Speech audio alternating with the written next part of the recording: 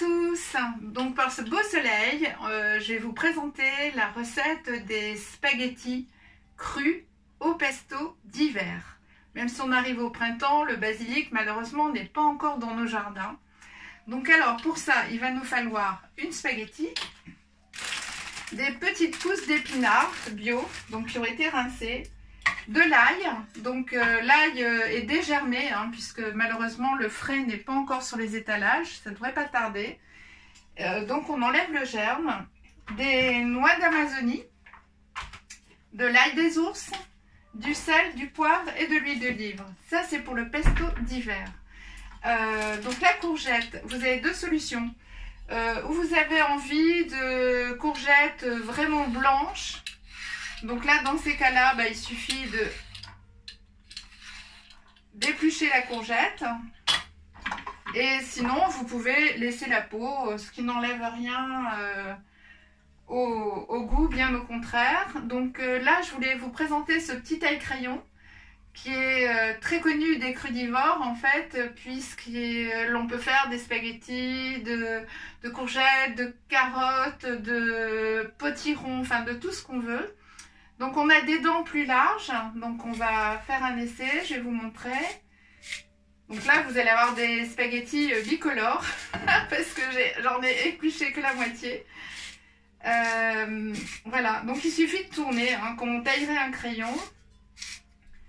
Voilà, donc là on va faire des spaghettis, alors vous avez les vertes d'un côté, les blanches de l'autre. Et c'est assez bluffant quand vous faites que les blanches. Quand vous allez les tremper rapidement dans l'eau chaude comme je vais le faire, c'est très très surprenant. Vous avez vraiment l'impression de manger des pâtes, des vraies pâtes. Donc ça, toujours pareil, les petits résidus de légumes comme ça, on les garde pour mettre dans le jus à l'extracteur. Donc là, on fait l'autre côté du taille-crayon. Et donc là, vous allez voir, on va avoir des spaghettis beaucoup plus fines. Et parfois avec ces courgettes d'hiver qui sont pleines de graines, moi je vous conseille de faire les spaghettis un petit peu plus grosses. Sauf qu'en plus là où on les passe au déshydrateur pour les attendrir, ou on les passe dans l'eau chaude, voilà. Puis comme moi, on veut faire des vidéos qui ne durent pas très longtemps et du coup il faut aller vite. Alors, le pesto d'hiver, donc je vais mettre quelques noix d'Amazonie. Alors comme mon petit robot est toujours n'a pas grossi, voilà, donc j'y vais doucement avec lui. En fait, vous allez avoir les... Voilà, c'est pour remplacer les pignons de pain.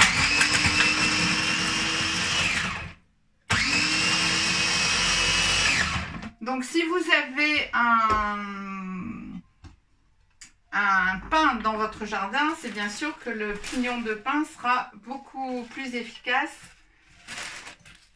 que les noix d'Amazonie, mais ça va tout à fait, parce que les pignons de pain ont un coût également.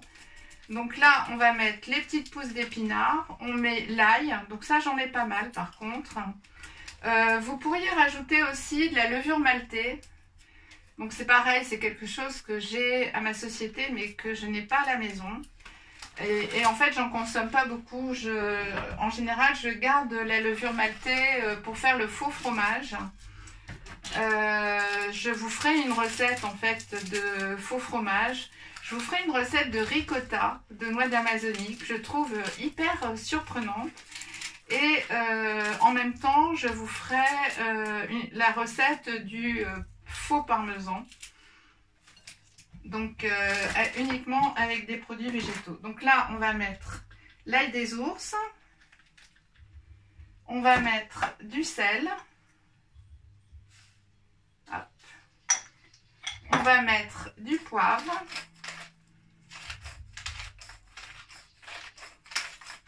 alors l'idéal aussi c'est de rajouter des cristaux d'huile essentielle de basilic. Alors ça, vous le trouvez dans les jardineries qui font des produits alimentaires bio, chez certaines boutiques bio aussi. parce qu'en fait, vous n'avez qu'une marque en France qui fait ces cristaux d'huile essentielle. En fait, c'est de l'huile essentielle qui est cristallisée sur du sirop d'agave et qui permet en fait d'être mélangée à la cuisine.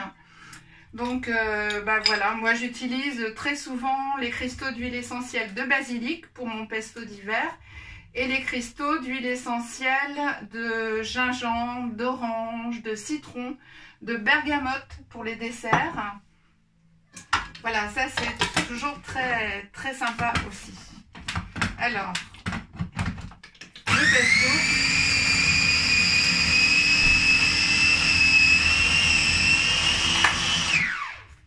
Alors, hop. Là, on va remélanger encore un petit peu, mais en fait, là, il est déjà super. Ça me manque un tout petit peu d'huile d'olive. Donc moi, mon huile d'olive, vous voyez, elle a un grand dépôt, mais en fait, c'est une super huile d'olive, première pression à froid, à la meule de pierre, qui vient directement d'Italie par des amis. Et voilà, c'est un pur régal. On a la chance d'être dans une région où les huiles d'olive sont vraiment au top. Voilà, donc on a le pesto. Voilà, vous avez votre petit pesto d'hiver. Donc là, ce que vous faites, vous prenez les spaghettis, vous les mettez dans une passoire, vous versez de l'eau qui a été chauffée. Alors, je la fais chauffer à 50, sachant que là, elle reposait un petit peu et qu'elle va tomber sur les spaghettis froides. Donc, elles ne vont pas enlever les nutriments qu'on pourrait avoir. Donc, je les verse sur les spaghettis. C'est-à-dire que ça ne trempe pas. Ça ne trempe pas dans l'eau. Donc, ça... Voilà. Et hop, on a des spaghettis crus, légèrement fumantes. On a le pesto. Et on peut agrémenter d'une petite feuille de basilic. Voilà, j'en avais mis quelques-unes là-dedans. Voilà, on peut aussi rajouter un petit filet d'huile d'olive. Et vous n'avez plus qu'à déguster ces fameuses spaghettis au pesto d'hiver qui sont chaudes. Donc moi, je vais les déguster là tout de suite après la vidéo. Et vous allez voir, c'est surprenant, c'est facile. Des petites pousses d'épinards l'hiver, on doit toujours en avoir, ne serait-ce que pour passer dans les jus également. Le pesto d'hiver, après, vous le mettez dans un petit pot parce que, vous voyez, là, j'ai pas fait grand-chose, mais on en a quand même une belle quantité. Et puis, vous en servir dans les lasagnes crues, par exemple, même pour tartiner comme ça sur des petites cracottes à l'apéritif, c'est délicieux aussi. Voilà, j'espère que cette recette vous a plu. J'ai préparé celle de demain. Oui, alors demain, on va faire un taboulé. Donc, parce qu'il me reste du chou-fleur. Il nous faudra des tomates, de la menthe, des raisins secs, beaucoup de persil, beaucoup d'herbes. Et de toute façon, je vous redonnerai les ingrédients comme pour cette recette-là sur la vidéo YouTube. Et voilà, vous allez voir, c'est un taboulé de chou-fleur, mais vous n'allez pas comprendre. Vous allez vraiment penser que c'est de la semoule de taboulé et c'est vraiment délicieux. Ça égaiera toutes vos tables de l'été avec ces taboulés végétaux sans gluten et qui sont vraiment surprenants. Voilà, donc voilà, je vous souhaite une magnifique journée. Occupez-vous très bien de vous et je vous dis à demain. Merci beaucoup.